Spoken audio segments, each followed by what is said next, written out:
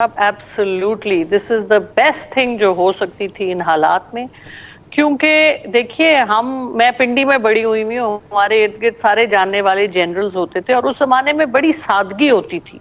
और अब जो हम एक हालात देख रहे हैं तो करप्शन को कर्ब करना बड़ी जबरदस्त बात है और मैं सलूट करती हूँ जिन लोगों ने ये स्टेप उठाया है। ये काफी महीने से चल रहा था और हम समझ रहे थे कि उसी तरह होगा जिस तरह बाकी सब करप्शन की बातों के साथ होता है। एक दिन खबर निकलती है और अगले दिन के बाद वो बंद कर दी जाती है और फिर वो बात खत्म हो जाती है। तो ये बहुत खुश आइंद है कि आप देखें मुल्क इस वक्त जिस नहज पे पहुंचा हुआ है, आपको अकाउंटेबिलिटी करनी पड़ेगी। और ये आर्मी, क्योंकि हम उसको, हमारी आर्मी है, पाकिस्तान है तो पाकिस्तान की आर्मी है, पाकिस्तान की आर्मी है तो पाकिस्तान है। और हमारे जवान जिस प्रोफेशनल तरीके से हमारे बॉर्डर्स को डिफेंड करते हैं, अपनी जानें देते हैं, तो हम उनके मशकूर हैं।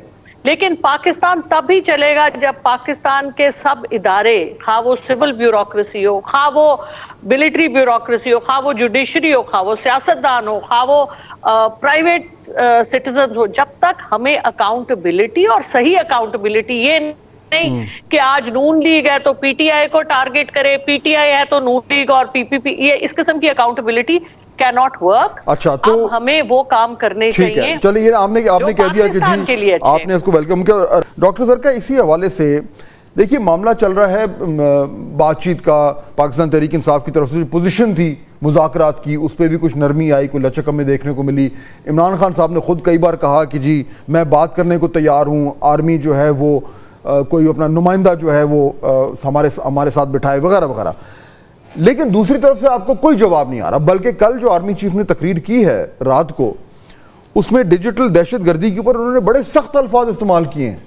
और ये भी कोई ढकी छुपी बात नहीं कि डिजिटल दहशतगर्दी किसकी तरफ रेफरेंस है। तो आप इसको कैसे रीड कर रही हैं? फहद साहब, you are a very senior and mature journalist. बात यह है कि सियासत में टॉक फाइट चलती है, तो जो आपको सामने नजर आता है दर पर्दा वो नहीं होता।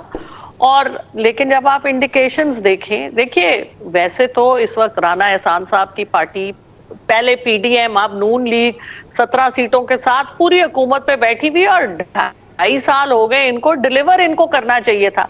मसला सबसे बड़ा ये है कि देखिए ना, पीटीआई को तो आपने कोने में दीवार के साथ लगा दिया, खान साहब को आपने जेल में डाल दिया बगैर सजाओं के, जो भी जिस तरह आवाम के साथ किया, जो लोग जेलों में हैं बगैर ट्रायल्स के, वो सब आप छोड़ दें। मसला ये है कि अभी आपकी सारी सियासत चल रही है जेल में कैदी नंबर 804 से।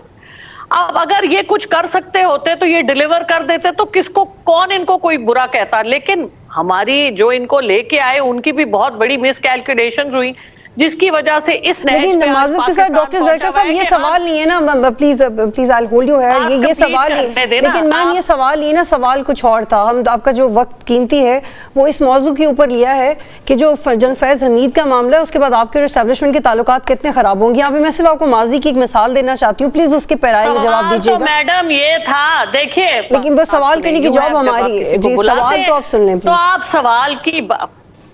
सवाल उन्होंने, That's not very nice. सवाल जो उन्होंने पूछा था कि जनरल फैज हमीद का रिलेशनशिप।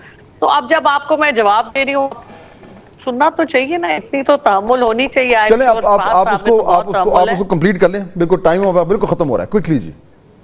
जी बिल्कुल ठीक है जी। बात यह है कि आपके सामने है, अगर हमारे लोग रिहा भी हो रहे हैं, खान साहब के पीछे भी जा रहे हैं, हालात आपको खुद बता देंगे। आप अगली दफा से बेशक पीटीआई के रिप्रेजेंटेटिव को ना लें। हालात जिस नहज पे जा रहे हैं, अवाम के साथ जो जुल्म हो रहा है इस मुल्क में, उसके लिए ही ये सब कुछ हो रहा है। अवाम का गुस्सा ठंडा करने के लिए। आपका क्या ख्याल है क्यों ये हो रहा है? खुल के बातें अगर कर सकते हैं तो फिर करें खुल के बातें कि ये क्यों हुआ है, क्या जरूरत थी। जनरल फैज हमीद तो जो कुछ कर रहे थे वो पिछले 2 सालों से नहीं कर रहे थे, वो पिछले 8 सालों से कर रहे थे। तो वो क्यों कर रहे थे और उनको क्यों करने दिया गया, क्यों उनको रोका नहीं गया पहले? अगर वो रिटायरमेंट के बाद लोगों को इंसाइट कर रहे थे मुल्क के इदारों के खिलाफ काम करने पे, जो कि सरासर गलत बात थी, मैं टोटली इसके साथ अग्री करती हूँ کہ ان کا کچھ نہیں بنتا تو کیوں ان کو تب نہیں روکا گیا؟ چلیں وہ تو ایک ذیلی سوال ہو گیا نا کہ پہلے کیوں نہیں کیا، لیکن ابھی کیونکہ ہو گیا ہے تو ظاہر بات ہے آپ نے بھی خود بھی کہا ہے کہ اچھی بات ہوئی ہے، بہت اچھا ہے، بہت اچھی بات ہے، ہونا چاہیے، وقت ہمارے پاس سب کی اکاؤنٹیبلٹی ہونی بالکل ٹھیک ہے، وقت ہمارے پاس کم رہ گیا ہے۔ رانا صاحب فائنل کوسچن مجھے بتائیے گا کہ اب اس کی روشنی میں جو اگر ہم نے معاملات کو تھوڑا سا ٹھنڈا کرنا ہے، سیاسی ٹیمپریچر کو نیچے لانا ہے، تو فوری طور پر کیا کرنے کی ضرورت ہے؟